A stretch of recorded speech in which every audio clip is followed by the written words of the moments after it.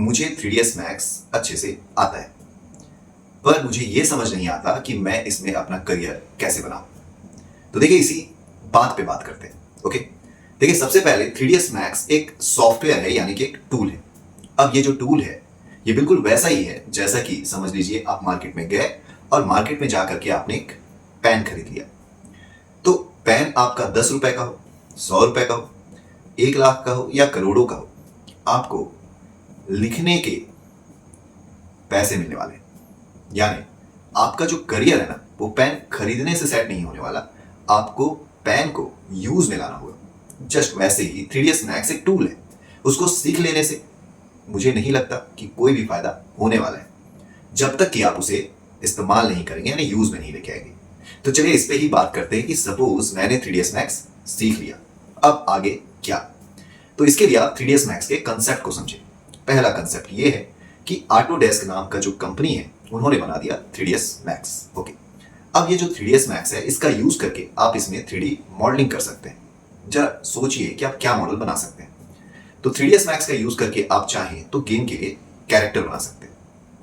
अब आप केवल कैरेक्टर को ही लेके आगे बढ़े, यानी उसकी ही केवल प्रैक्टिस करें और अपने लिए एक अच्छा सा शोरील बनाए जो ये प्रूफ करे, ये प्रेजेंट करे कि आपको कैरेक्टर पे वर्क करना आता है, यानी आप गेम के लिए कैरेक्टर बना सकते हैं।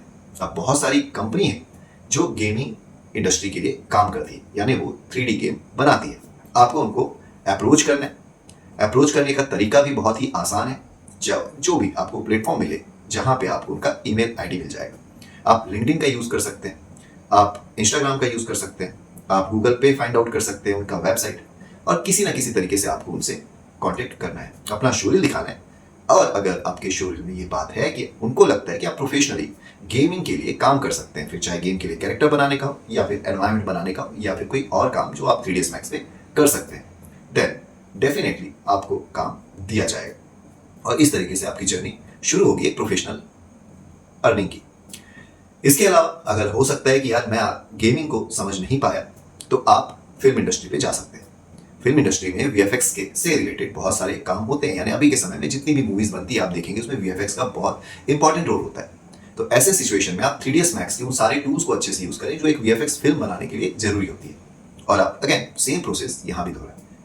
इसके अलावा अगर आपको लगता है कि गेमिंग और VFX में आप नहीं जाना चाहते, आप उसके लिए अभी तैयार नहीं है, तो आप आर्किटेक्चर वर्क देख सकते हैं।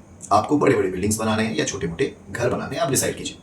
इसके बाद बहुत सारे ऐसे फर्म है, ऐसी कंपनीज है जहां पे वॉक थ्रूज बनते हैं, जहां पे 3D एलिवेशंस बनते हैं। वहां पे आप अपने सेम प्रोसेस का यूज कीजिए, यानी स्टोरी रखिए, रिज्यूमे रखिए और अप्लाई कीजिए। इसके अलावा अभी के समय में जब से डिजिटल मार्केटिंग शुरू हो चुकी है, ऑनलाइन मीडियम का यूज करके बहुत सारे प्रोडक्ट को प्रमोट किया जाता है 3D में मॉडल, टेक्सचर, लाइटिंग, रेंडरिंग करके। तो आप इसके लिए शोरील तैयार करें और इस फील्ड में जाएं। तो देखिए रास्ते बहुत सारे हैं, बहुत सारे। वो आपको डिसाइड करना है कि आप कौन से रास्ते पे चलना चाहते हैं, और सिंपल है, चलना पड़ेगा। यानी आपने सोच लिया, फिर आपने काम किया, फिर आपने शोरील बना ली, देन आपने वही प्रोसेस यूज किया जो बाकी आर्टिस्ट करते हैं, यानी शोरील को आपने मेल किया लोगों तक, किसी भी तरीके से पहुंचाया कंपनी तक, और उसके बाद आपने अपना काम शुरू कर दिया। और अगर आपका शोरील सच में अच्छा है, आपकी प्रैक्टिस सच में अच्छी है, तो 100% आपको काम मिलेगा। इसके अलावा आप चाहें तो अगर आप जॉब नहीं करना चाहते तो आप अपना खुद का भी वर्क शुरू कर सकते हैं। अपनी खुद की एक कंपनी बनाइए, उसको एडवर्टाइज कीजिए कि आप ये सारी सर्विसेज प्रोवाइड करते हैं। ऐसे में आपको हो सकता है इंडिपेंडेंट क्लाइंट मिल जाए जो आपसे काम कराए और आप उससे डायरेक्ट अर्निंग कर सकते हैं। तो अब सिंपल सी बात यह है कि काम तो हो रहा है, यानी अगर आप देखें यूट्यूब पे सर्च करें 3ds Max वर्क, तो आपको बहुत सारे काम देखने को मिलेंगे। आप मूवीज देखें, बहुत सारे VFX के काम देखने को मिलेंगे। आप आर्किटेक्चर फर्म और उन कंपनीज के काम देखें, आपको बहुत सारे काम देखने को मिलेंगे। आप इंटीरियर डिजाइनिंग के काम देखें, आपको बहुत सारे काम देखने को मिलेंगे। बहुत सारे गेम लॉन्च हो रहे हैं, वो आप देख सकते हैं। तो ओवरऑल काम तो हो रहा है। अब मैटर ये करता है कि हम काम करने के लायक है कि नहीं, और हमारी जो तैयारी है वो इसके लिए ही है कि हम काम करने के लायक हैं। तो सिंपल है, अगर हमें लगता है कि हमें 3ds Max आता है तो हमें एक अच्छा शोरील प्रिपेयर करना है, तैयार करना है, और साथ ही साथ अपने कम्युनिकेशन पे, अपने पर्सनालिटी पे, यानी अपने सॉफ्ट स्किल पे भी साथ ही साथ काम करना है।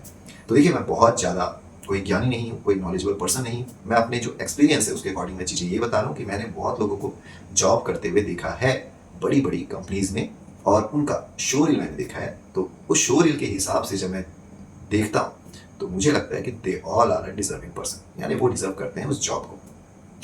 तो सिंपल सा प्रोसेस है, हमें अपने क्राफ्ट पे काम करना है, ना कि केवल उस टूल का नॉलेज ले लेना है या केवल 3ds Max लेके बैठ जाना है।